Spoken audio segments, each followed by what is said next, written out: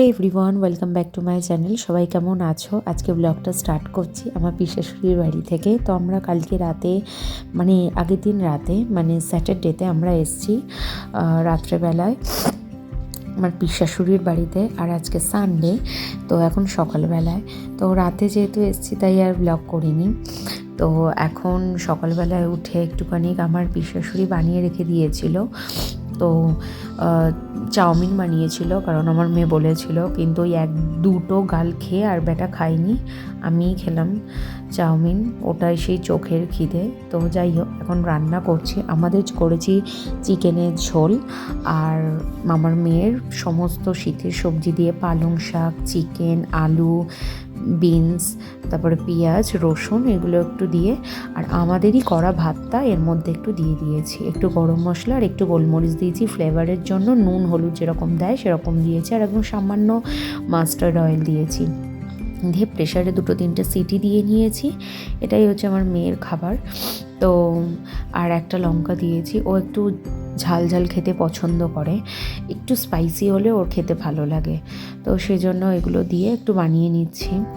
আর আমাদের চিকেনের ঝোলের সাথে চিলি চিকেনও অল্প করে একটু বানিয়েছি, কারণ আমার পিসেশ্বরী বলল যে ওরাতে চিলি চিকেনটা খেতে খুব ভালোবাসে। আমার পিসেশ্বরীর মেয়েও ছেলে রয়েছে আকাশ, ও আমার হাতে চিলি চিকেনটা খেতে ভীষণ পছন্দ করে, তো ওর জন্য অল্প করে সেটা বানিয়েছি।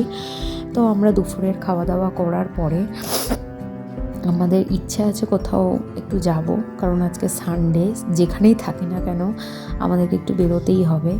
সানডেটা ঘরে থাকতে ভাল লাগে না সন্ধ্যেবেলায়।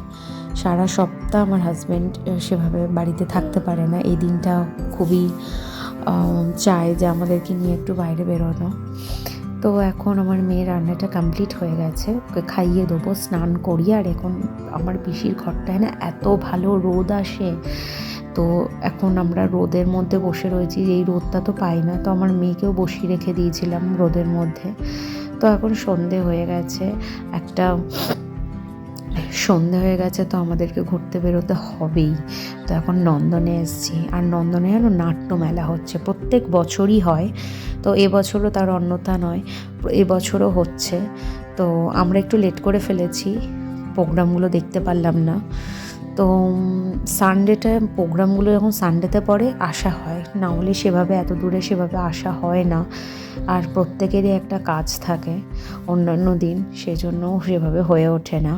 আর আমরা এখন কফি নিচ্ছি। আমি কফি খেতে খুব ভালোবাসি, সেভাবে বিশাল ফ্যান বলবো না, হ্যাঁ, তবে আমাকে চা না কফি বললে আমি বলবো কফি। তো আমি কফি খেতে ভালোবাসি, তো কফিটা এখন নিচ্ছি। আর আমার হাজব্যান্ড লিকার চা নিয়েছে, তো কফি খাবে না, কারণ ওই একই প্রবলেম, গ্যাস হয়ে যায়, সেই জন্য। আর এখন আমরা বসে একটু কফি খাচ্ছি আর একটু ভিউ এনজয় করছি।